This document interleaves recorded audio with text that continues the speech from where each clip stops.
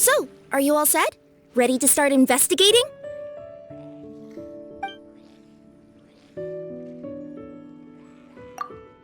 Great! Then let's go!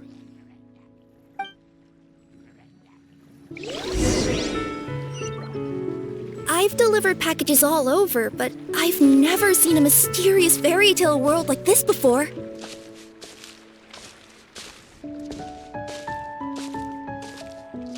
Looks like nobody has gotten around to repairing this house yet. Ugh, even I wouldn't dare to sleep in there. It might suddenly collapse in on you.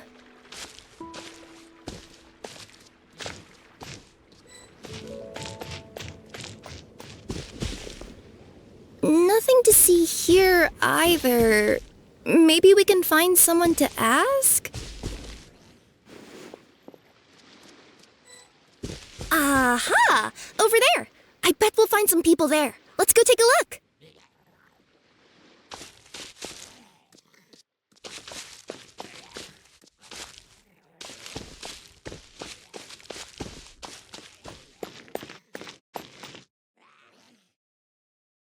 Uh-huh. I was sure there'd be people here.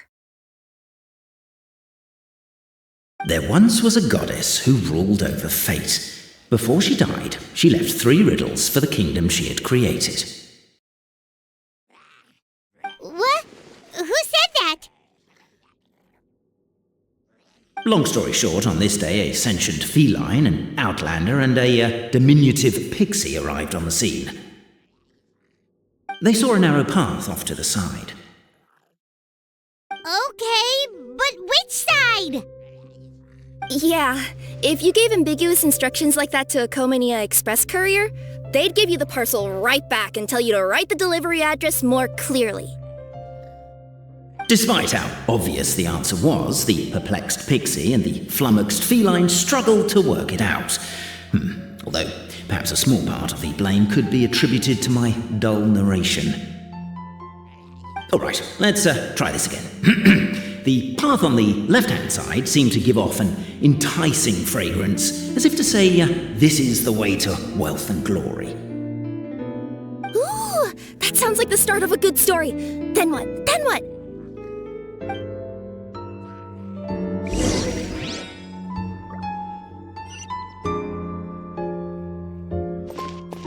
At the end of the path, the motley crew would soon spot a secret stone room. A prophecy had once foretold of a marquis who shall one day venture inside, and thus it is named the future Marquis's abode to be. You like it? The future Marquis's abode to be? Got a nice ring to it, doesn't it? Are you sure you don't want to hear the rest? I'll keep this brief. Firstly, the place ahead of you is a secret room whose purpose, per the legends, is to await the arrival of a certain marquis. For that reason, it's called the future Marquis's abode to be. Secondly, when you get inside, don't sit on the chair in the centre, or bad things will happen. There, that's all. Off you go.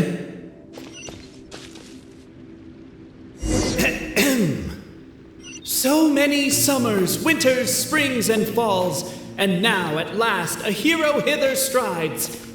This realm knows not what lies beyond its walls. Its secrets mystify the world outside. Wait, new voices. Who are they?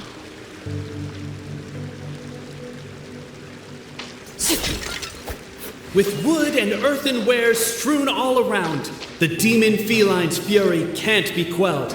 Reducing them to rubble on the ground, she finds the vessel's vacant save for... air? She finds long gone the gems that once they held. Are they describing how we broke the boxes and jars? Who are you calling demon feline?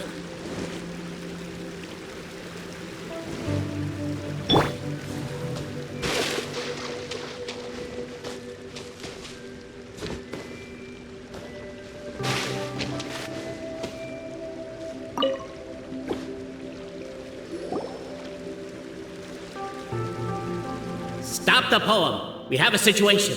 Something's up with this person. Traveler? Are you alright?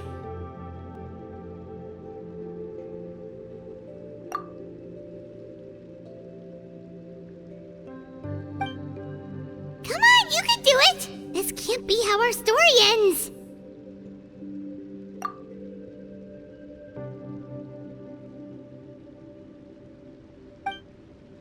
Can I give you a hand, or a tail, even?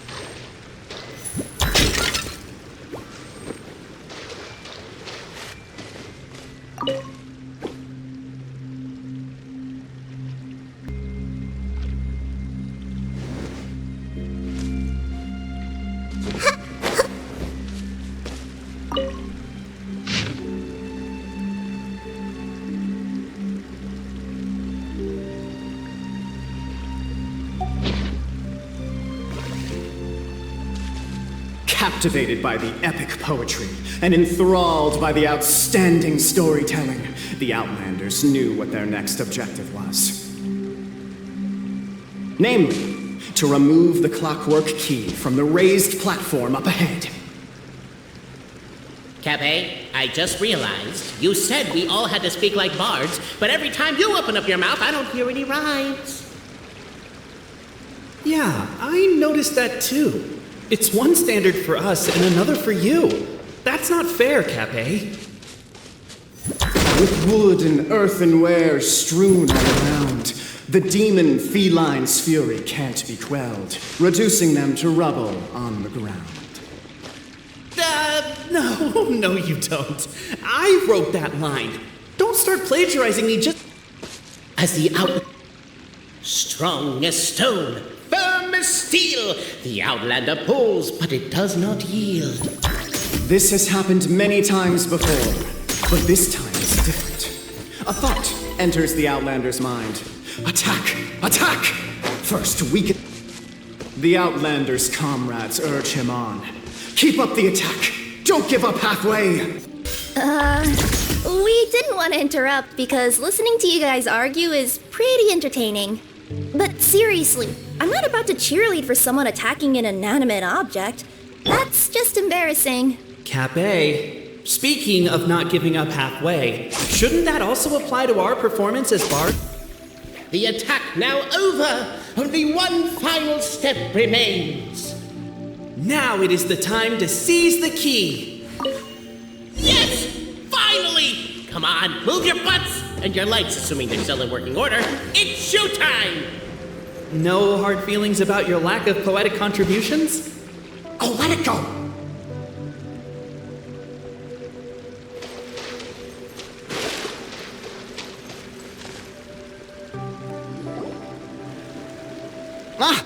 Welcome, esteemed and noble Outlander. Allow us to introduce ourselves. We represent the 3 great clans of this realm, having been selected as its authorized historical supervisors. Our purpose being to await the arrival of one such as yourselves, who shall remove the clockwork key. My name is... You're Cape, he's Albizzi, and that's Bobarano, right? You've done so much talking that we can already tell you apart by your voices. Aren't we missing someone, though? The guy who led us here to begin with? Who? And thus was born the long-awaited fellowship, destined to uncover the truth of the past. Allow me to quote, if I may, in the history of Constellation Metropole, a new page has begun. Him. Well, there's no fourth person, so which of you is the ventriloquist? Come on, out with it. We've never heard that voice before, but he sounds like he'd be good at reading bedtime stories to children. Well, whoever it is, I don't know and I don't care. Forget about him. We have far more important things to focus on, like where our journey goes from here. That key you hold is the pivot point about which the past and present of the Metropole revolve. However, between our 3 clans, there is some dispute over the historical record. Each clan has its own version of history, detailing the clan's origins and the tale of the dragon of old, and unfortunately, we don't know which one is the truth. Dragon? You mean the one that's been acting up recently? Oh, no, not that one, you adorable little pixie. When I say dragon of old... He means a dragon that would be really, really old if it was still with us today, but it was defeated in ancient times. The new one has nothing to do with our clan history. Was that supposed to be a joke? Anyway, so you've been waiting for someone to remove the key so you can finally explore the truth of the past? Not just explore it, but argue incessantly about it. Honestly, I don't care that much. Kappei's the one who's always bothering us about it. What we need to figure out is who resolved the dragon crisis. We have to know that before we can decide which is the supreme clan. The moment you removed the key from where it was lodged, you became the honorary Marquis. We humbly beseech you, noble outlander.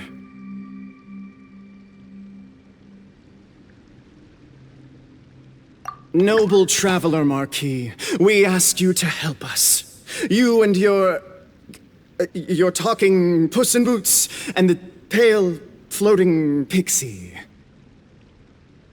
Puss in Boots? Are you serious? It's better than demon feline, but still. Embrace it, my friend, embrace it. Most cats don't wear boots or speak, do they? I'm not even a cat, I'm a nekomata. Now that you know the word, I expect you to use it. Please allow me to lead you all to a sacred memorial site. It will be much easier to explain what needs to be done once we are there.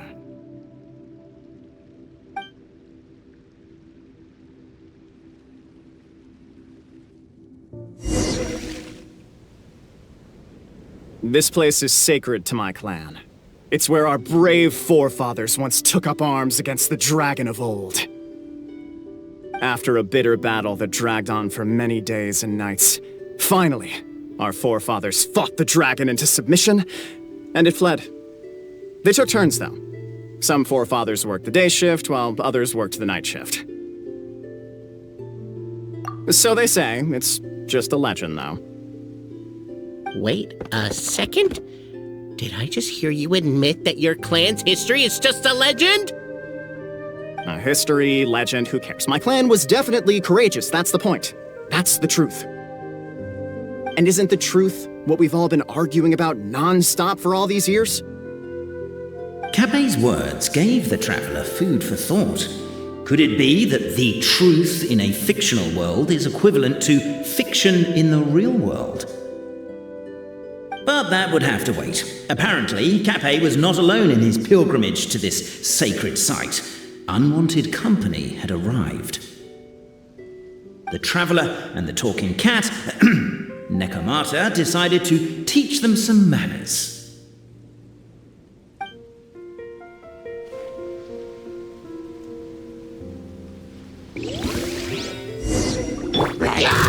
I see everything. Sharing my knowledge. Rest and rebuild.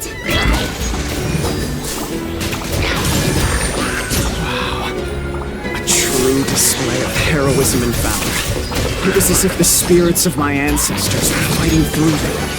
Here's a thought. Could be wrong, but maybe the Traveler Marquis is a lot more powerful than your ancestors. Technically, by saying that, aren't you equal? Your martial prowess and show of courage are a more vivid reenactment of my ancestors' feats that suit the modern aesthetic. Now, let's get down to business. As we all know, time is but an illusion. Time may flow line by line, page by page, or frame by frame, but usually it flows in the form of springs and gears. And that clockwork key you have in your hand can turn back time and make the past reappear. Well, actually, my view is that the illusion of time is more of a problem of consciousness. Gears power the body, while the body is the vessel of the conscious mind. But the mind cannot understand the dimension of time, so we experience instead an endless continuum of moments as the pinion of now turns along the rack of ages.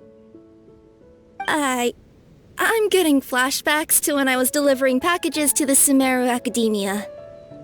A teacher once asked Albizzi what his greatest fear was, and he replied, dragons. Boberano was asked the same question. He replied, time, and repeated the argument we just heard.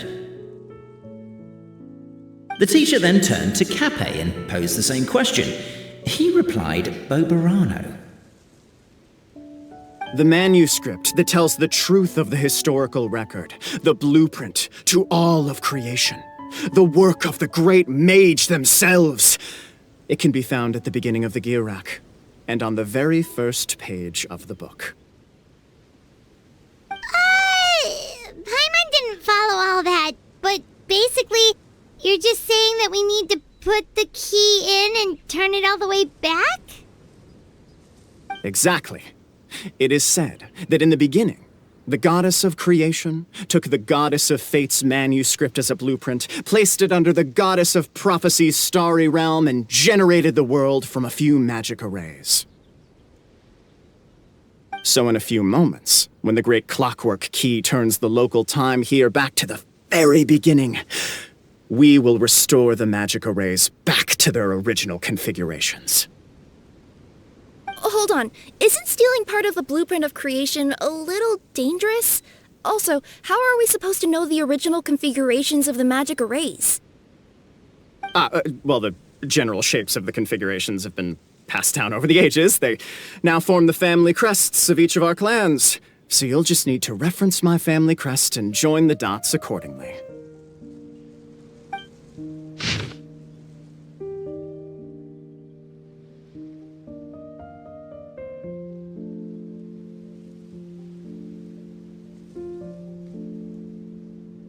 To address your other concern, when the house has already been built, do you really think that taking away the construction crew and blueprint will cause it to collapse? The Traveller Marquis prepares to insert the great clockwork key into the nearby keyhole.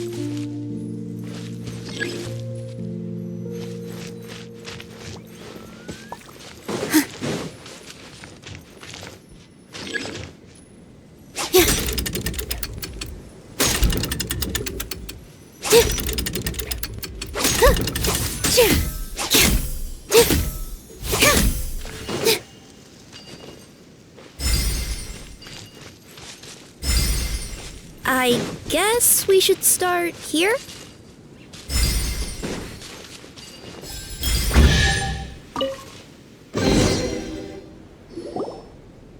Behold, the sacred writings that record the truth of... No, wait. That have shaped the truth of history. Gather round and let us bear witness.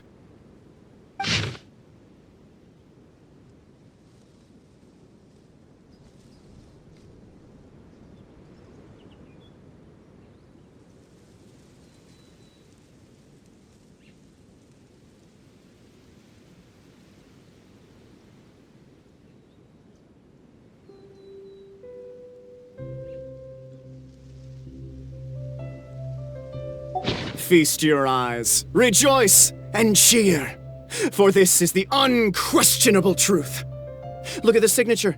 Nobody is capable of forging that. I don't believe it. So, all along, our histories have been false? Don't lose heart, Albizzi. It does not follow from his is true that ours are false.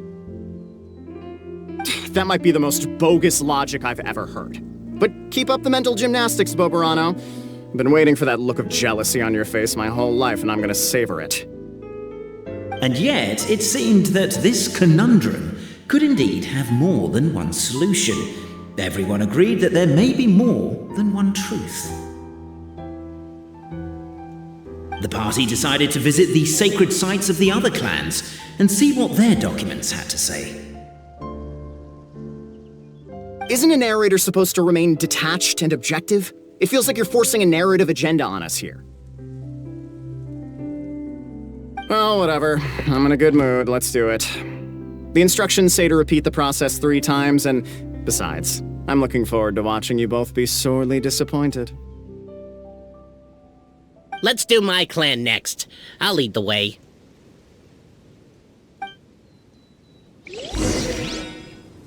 We'll need the key again, right? Let me see if I can pull it out. Yoink!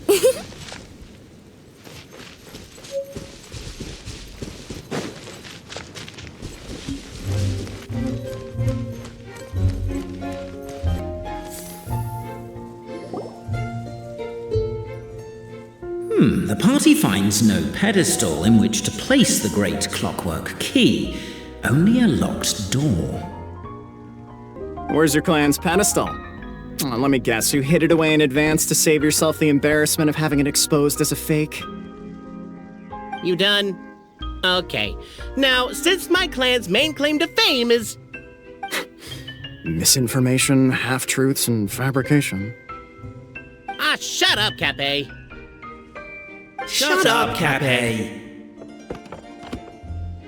I swear, if I wind up dead one day, the murderer was Boberano. Let those be my last words. My clan's claim to fame is that we outwitted the dragon of old and stole its treasure.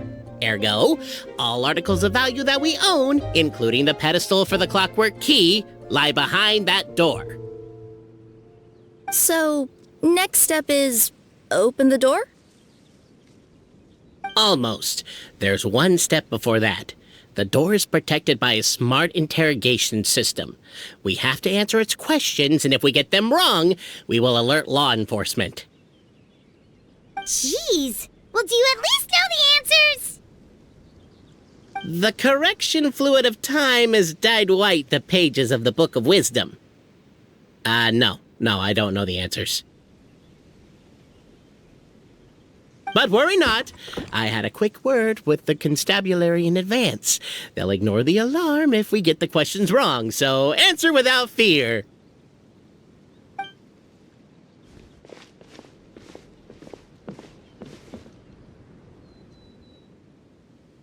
Question 1.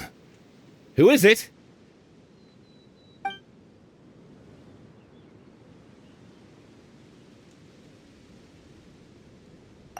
That's actually quite an amusing approach. It's probably not going to get us anywhere, but I do admire your sense of humor and your commitment to it.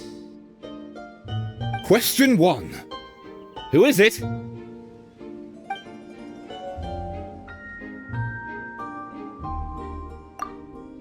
The great yokai, Nekomata in boots! And the trusty travel guide, Pixie! Travel guide! Trusty travel guide! Question 2. By which virtue did the ancients defeat the dragon?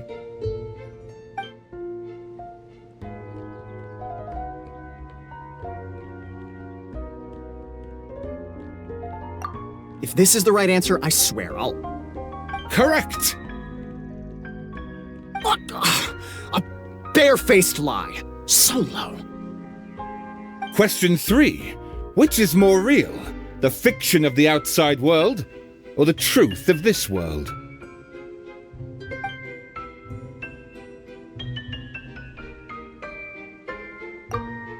Hear, hear! Who can be sure that the outside world isn't just a dream, and that when the dreamer wakes up, they won't just find themselves inside a novel?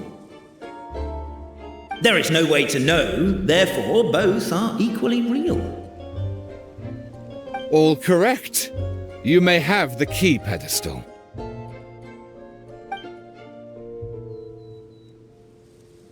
Traveler Marquis, You know what must be done. Please insert the great clockwork key. Oh, and this is my family crest.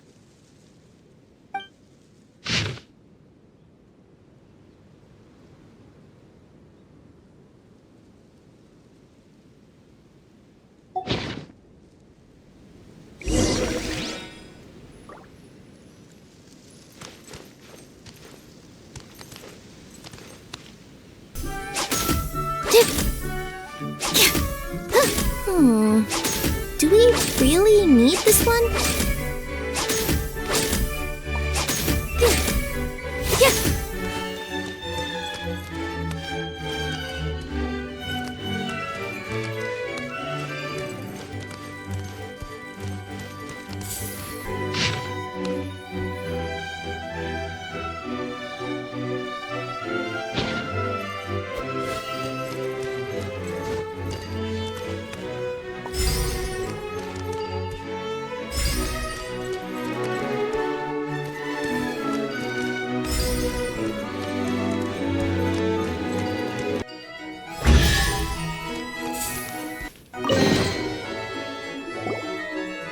Now, let me see what elaborate fiction the Clan of Wisdom was able to conjure up. If anyone's listening, I would like to submit these as my last words. I surrender. I'm the one who murdered Tappy.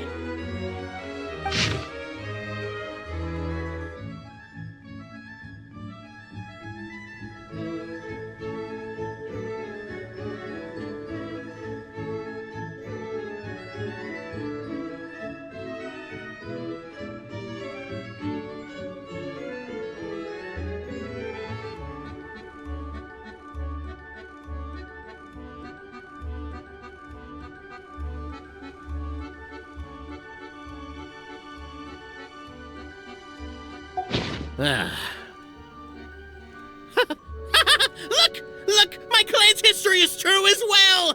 There's that same unforgeable signature again, right here! What? Oh, does this mean that my clan is the only odd one out?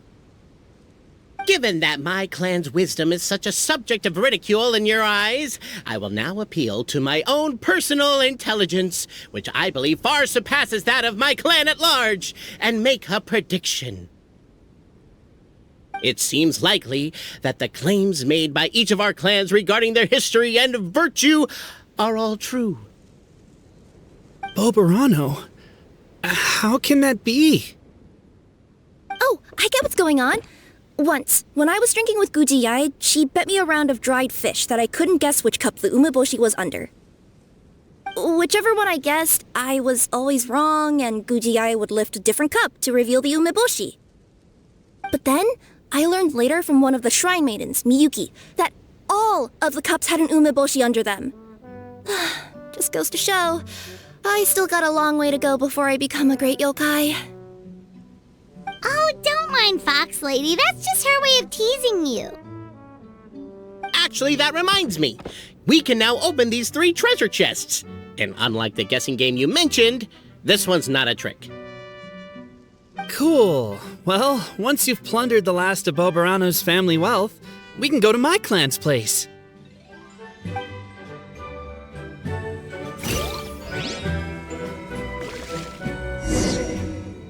Guess I'll take the clockwork key again then. Yoink! What a lovely surprise.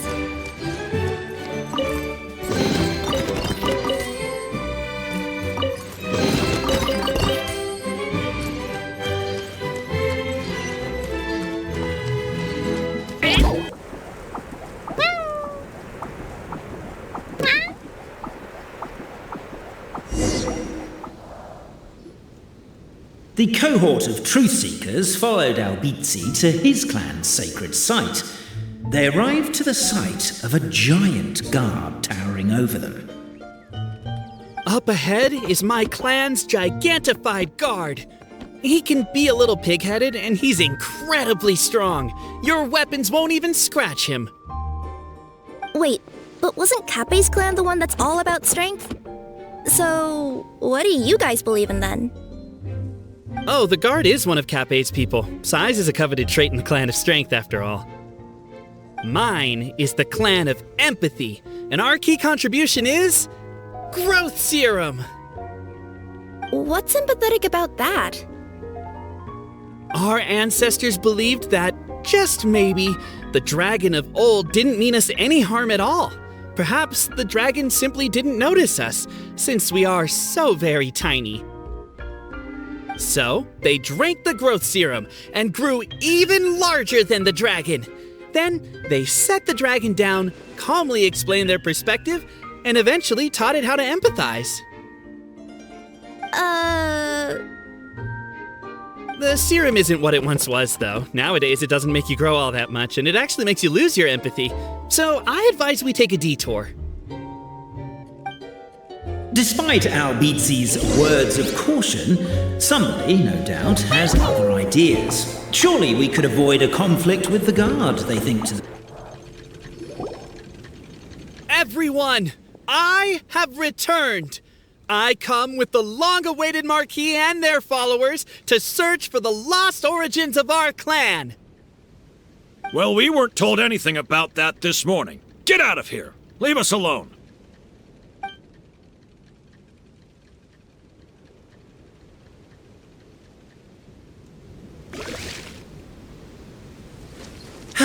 You and Albizzi only wanted to strike up a conversation with the guard. But since greeting you wasn't one of the items included in today's schedule, the relationship quickly soured. If you're just looking for a way in, why not consider taking the path on your left?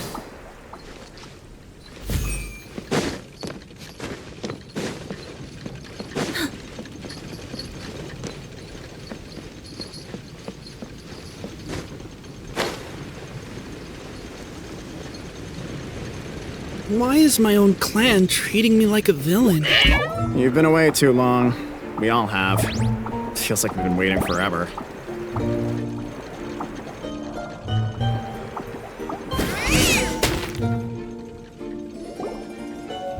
We should be getting close.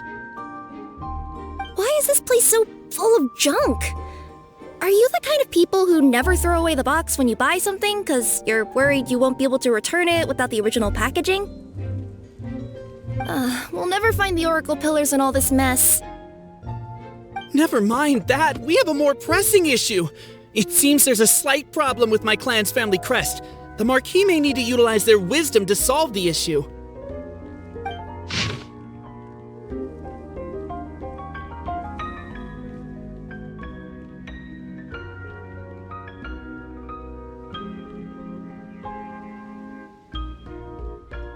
Wisdom too, huh?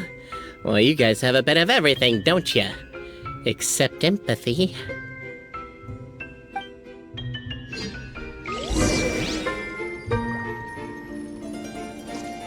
Over here! I found it!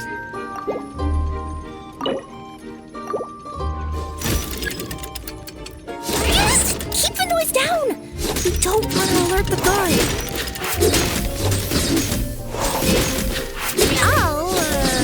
I'll go keep watch.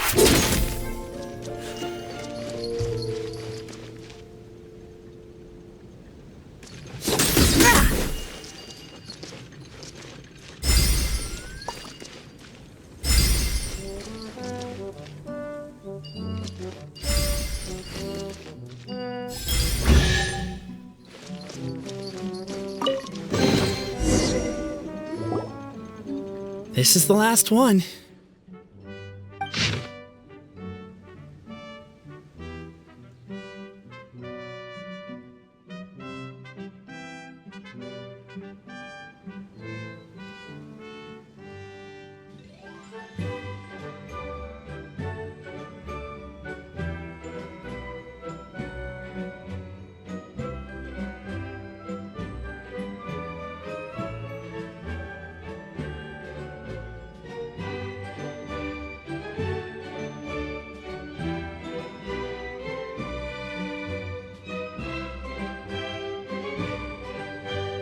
The signature.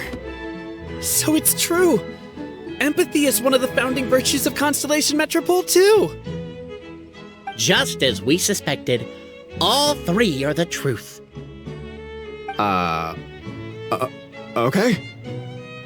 Well, this is a lot to process. I feel a little empty inside. Yes, we found the truth, but there's too much truth. I get you. It's like in Inazuma, when there were only 6 books in the Mirage Warrior series, it was really popular. But by the time book number 88 came out, nobody wanted to read it. They'd all lost interest. A brief moment of joy is drowned out by a growing feeling of melancholy. But perhaps there is a glimmer of hope to be found too? Anyone? Anyone?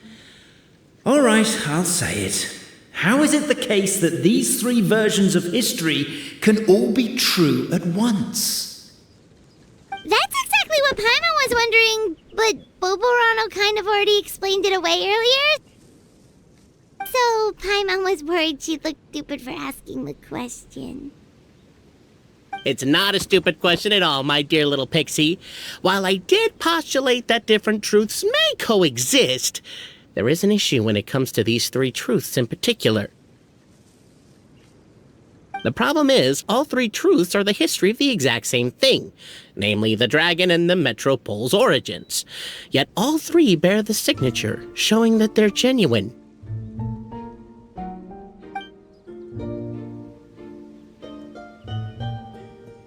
Suddenly, the sound of a bell rings out.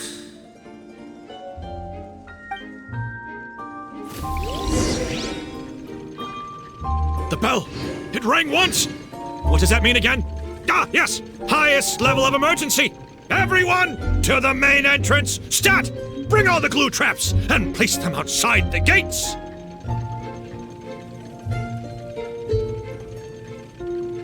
The whole city is on the lookout, and there's only one way out. It's the path right in front of you. Why'd they ring the bell anyway? Also, why is 1 ring the highest level of emergency? Obviously because you have to respond fast when it's an emergency. It'd be a bit too late if they waited till the 99th ring.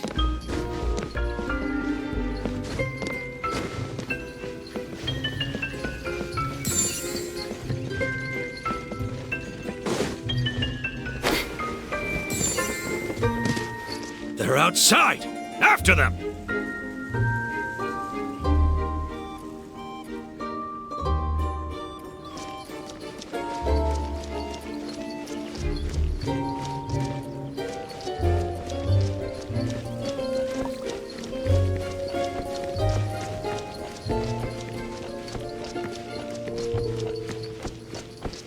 Arrest these suspicious individuals and their associate, Albizzi.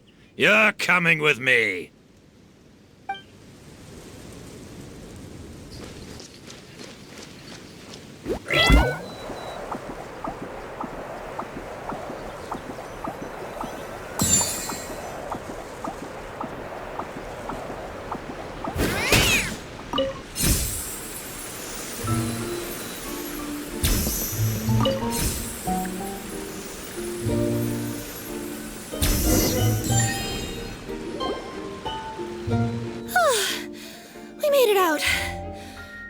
We'll still be needing this clockwork key, but I yoinked it out before we ran, just in case.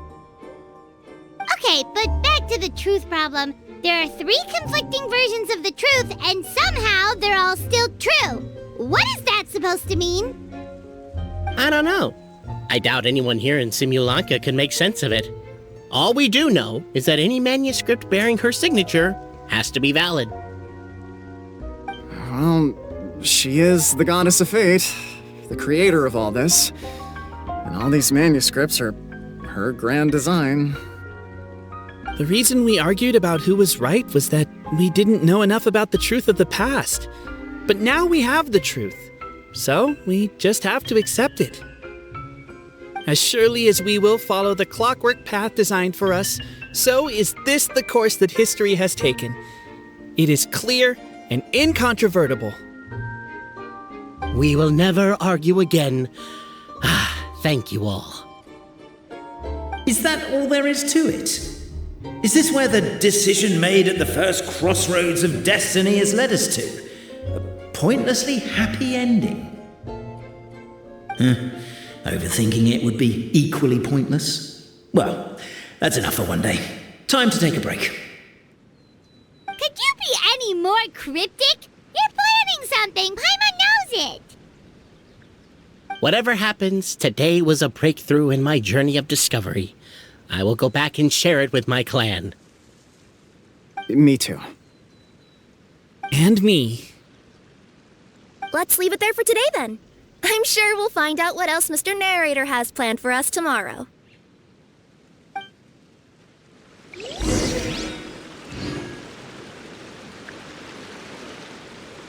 What a beautiful day, thought the traveller before he was overcome by a creeping sense of foreboding. The voice in his head grew louder. Must go to Pendulum Lane. Pendulum Lane is just up ahead. Something must have happened here after all. Everyone's crowded around.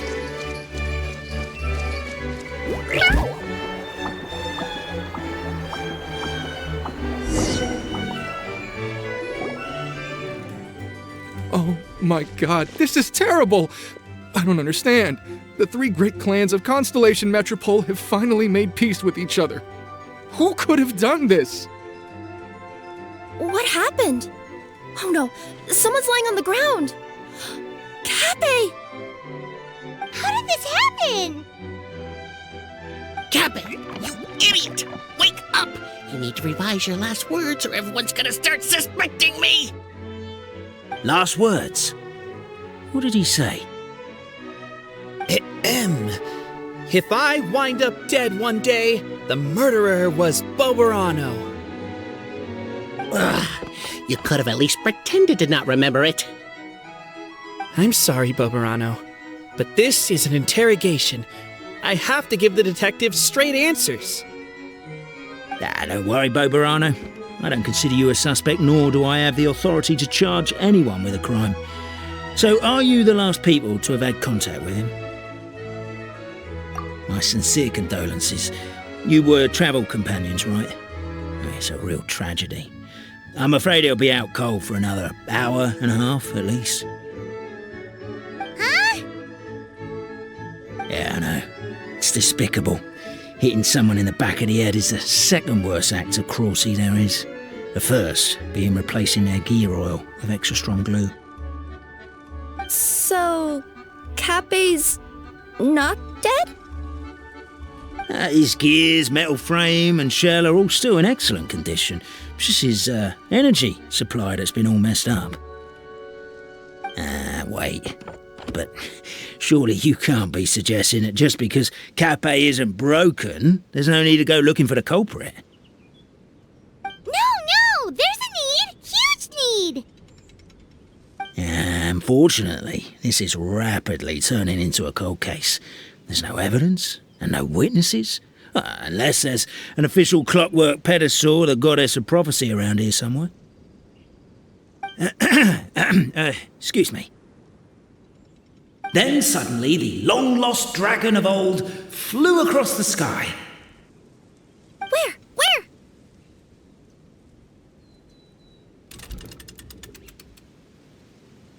I didn't see anything. Wait, why can't I move? No, my mistake. It was just a cloud. Or a bird. Or something. If only we could turn time backwards and replay the crime. Isn't that one of those, clockwork socket things right behind you? So it is. No wonder everyone here is suddenly struggling to move. Traveller, if you please, let's recreate the crime scene.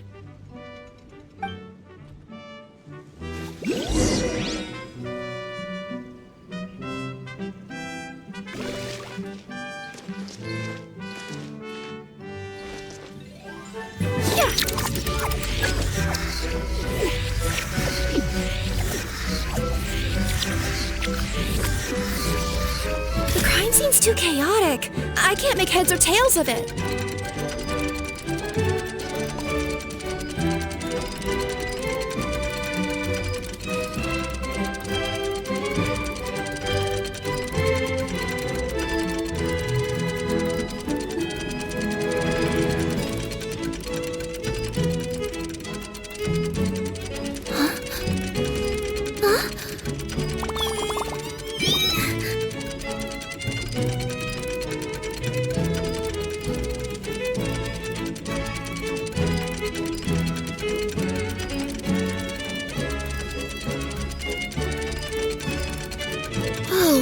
The scenery here is wonderful. Well, that clears it up. Cappe was walking along the street, and he suddenly collapsed. He was faking it. What? So case closed? Aren't you supposed to investigate a little more first? Well, we literally replayed the crime scene and saw it with our own eyes. There's no need for any evidence gathering or powers of deduction now. And besides, maybe the truth is inherently strange by nature. Like how Constellation Metropole has 3 histories, each of which is the truth. But didn't you say Cappe was struck in the back of the head and knocked unconscious? For all I know, he could have bashed his head against a toilet bowl before leaving the house, then walked here in a daze before finally passing out. As for why he might have done that, my guess is...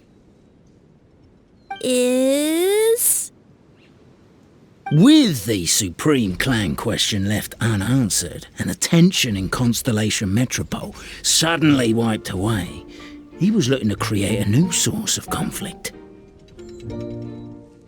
Only then would the city feel alive again. Do we really think he's capable of that, though? Sounds like a pretty complicated conspiracy for the average Simulanka resident.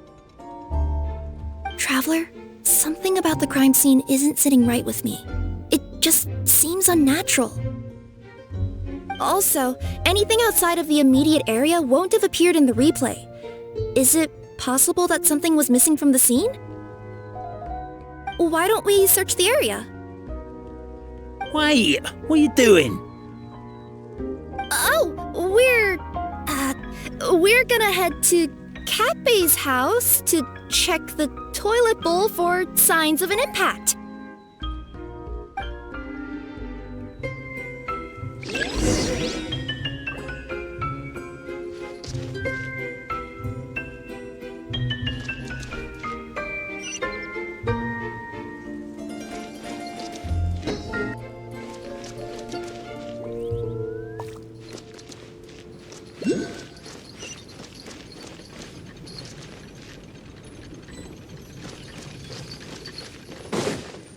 A pickaxe?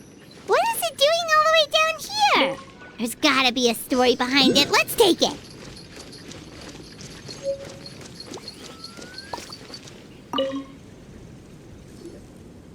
Hello there. Have you seen my spear by any chance?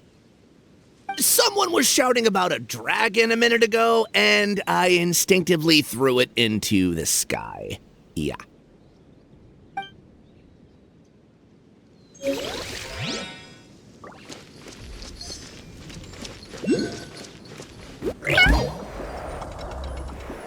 There's a spear here. It looks so mysterious.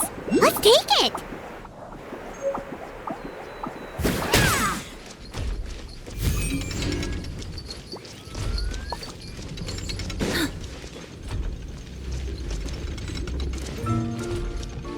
There's a strange potion bottle here. It looks so weird. Let's take it.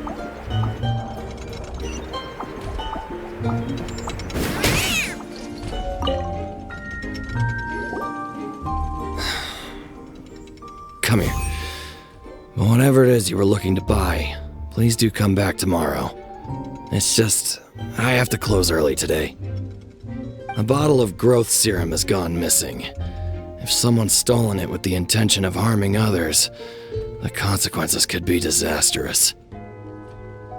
There's a whole investigation into it, so I gotta close the shop while I do an inventory count. If it turns out I'm wrong and I miscounted, I could be charged with filing a false report and disturbing the peace.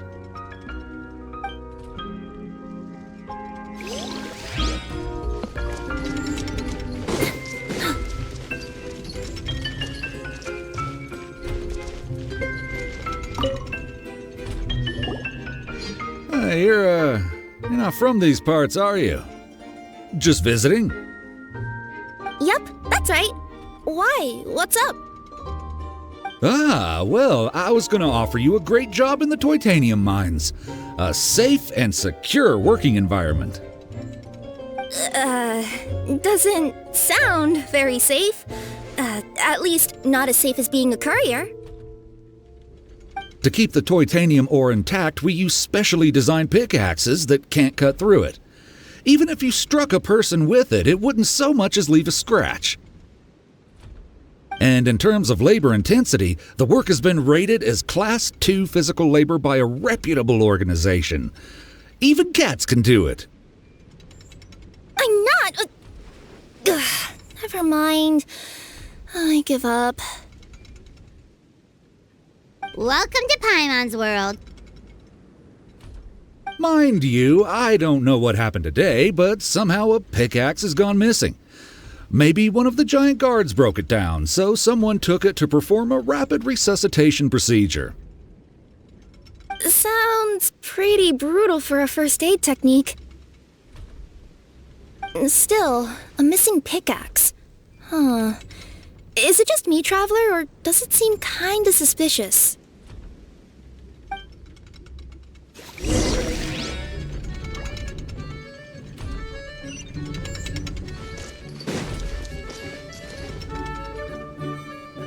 Let's say one of these was the weapon used in the assault. Which one do you think it is?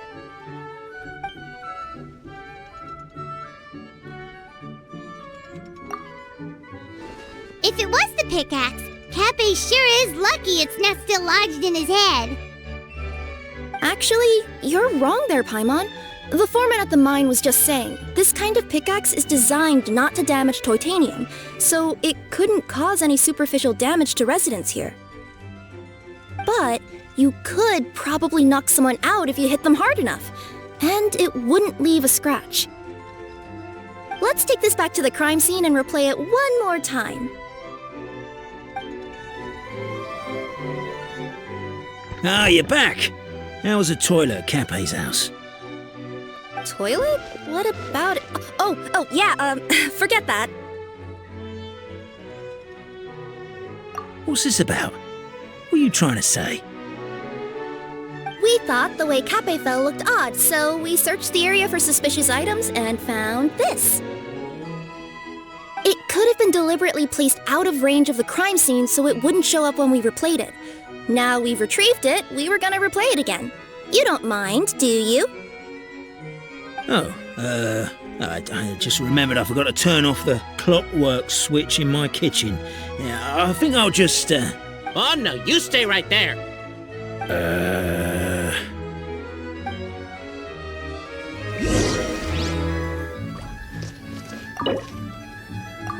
We should be good now.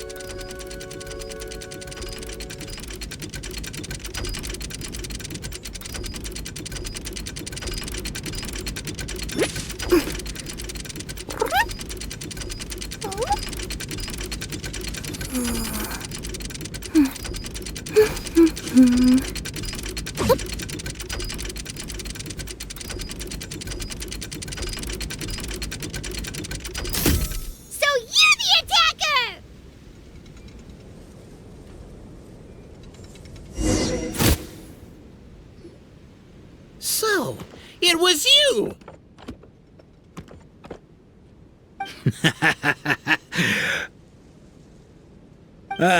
I would congratulate you for cracking the case, but since I did such an abysmal job of covering my tracks, it didn't exactly have your work cut out for you. So, all I can say is... Catch me if you can!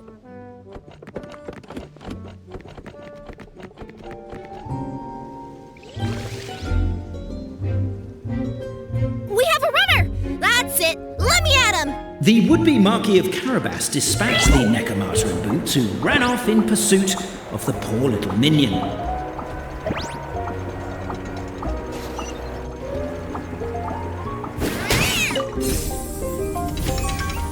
The minion's poor little lower back was protesting painfully against the intense physical activity.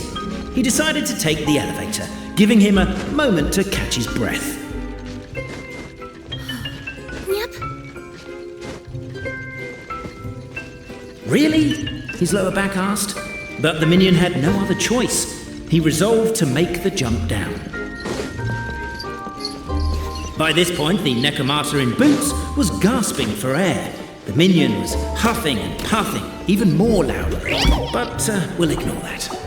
I'm not! Don't underestimate the gold-level courier of the Komania Express! A characteristically catty response from the Necromata. Tell me, what do you hope to gain from bullying me? I get to let off some steam!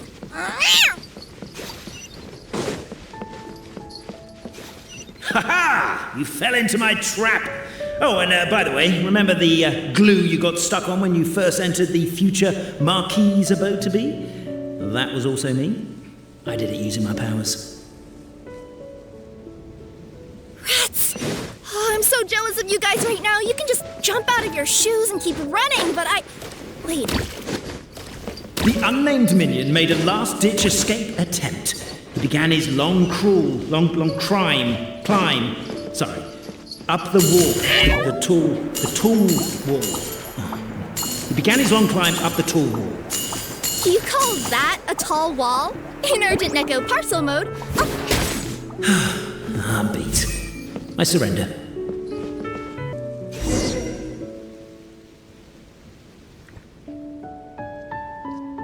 You've got nowhere left to run.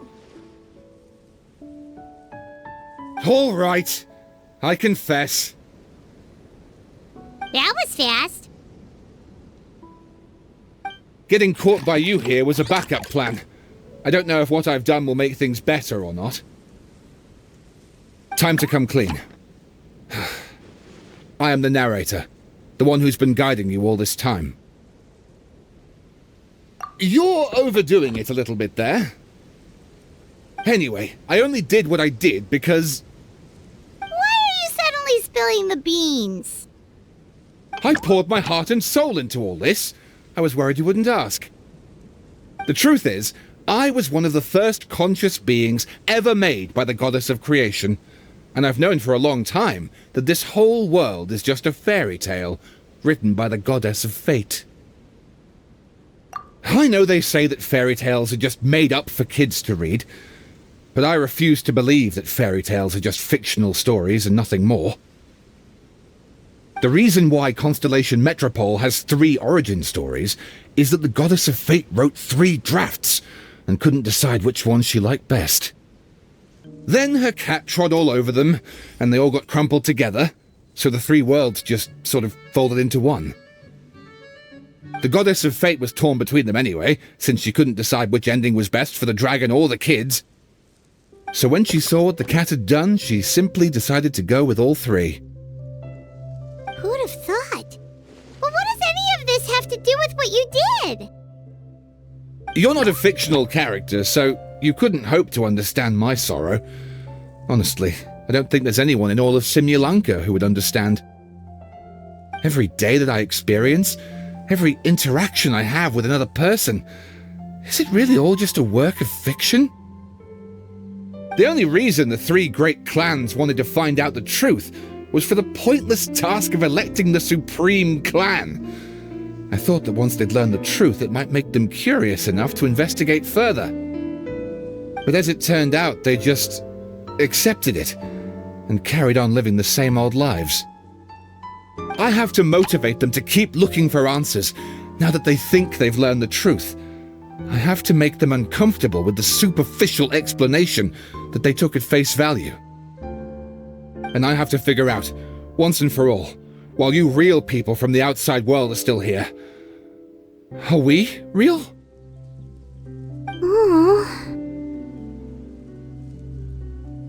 That's my full confession. Time for you to take me back.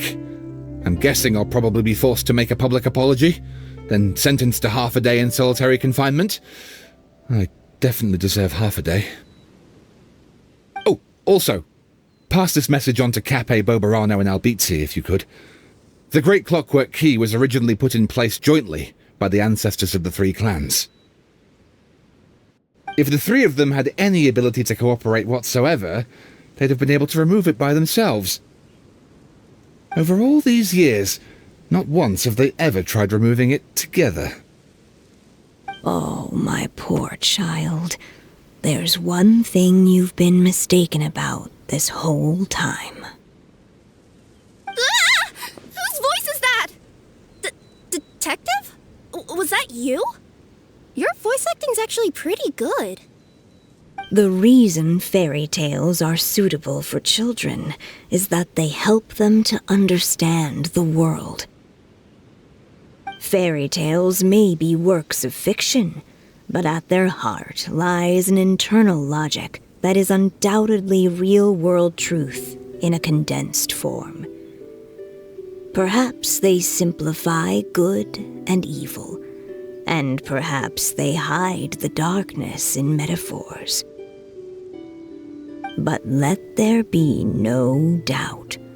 The world within fairy tales is as real as can be, and by extension, you and your compatriots are also real.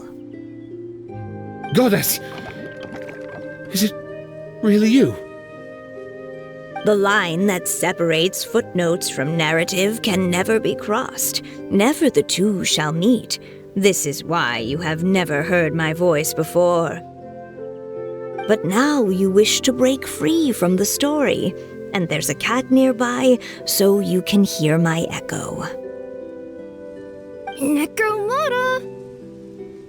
Just your echo?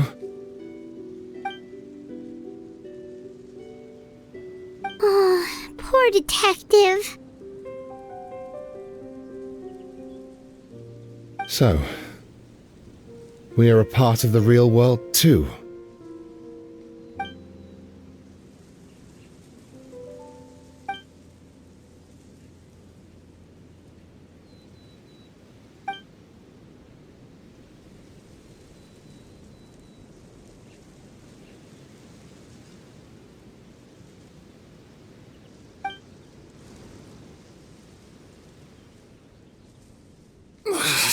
My head's spinning.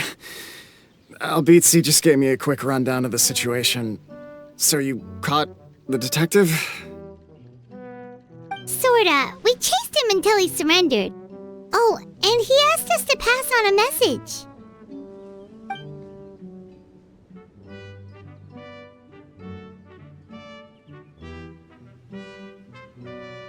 Does he really think we didn't try that? 'Cause we did! After 6 months in that place. That was my bad. I thought it was a stupid idea at the time, so I didn't really exert myself. I also sort of stopped trying after 3 years. You... Never mind. I'm partly to blame as well. On the second attempt, I just hugged the key and pretended like I was pulling as hard as I could. You guys are so lazy. My granny's neighbor's pet cat has nothing on you, and it spends all day, every day sunbathing. Anyway, you said you heard the voice of the goddess of fate at the end? That's amazing. There is a world beyond our own after all. What would you guys say to taking a trip to the outside world sometime? Otherwise, I got bashed in the back of the head for nothing.